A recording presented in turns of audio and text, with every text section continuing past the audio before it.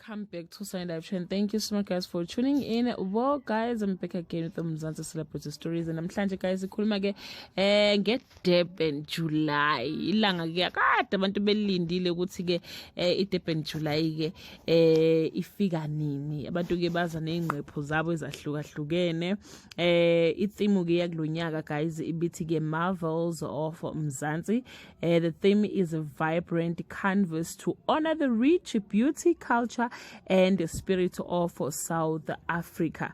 Abantu abaningi babone befake impahla ke nje ezinezihlahla enezimbali, usomizi ufake i-dress nengubo kama wakhe enye nama newspaper.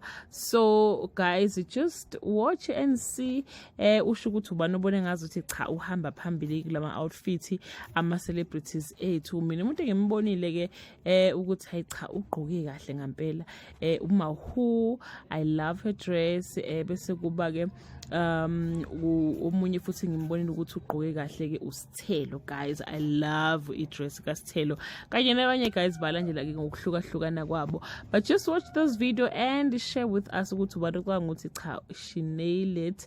I-outfit yakhe ke uyayithanda kakhulu. DJ Ezinhle naye futhi ngiyayithanda outfit yakhe. It's simple and beautiful. Bye.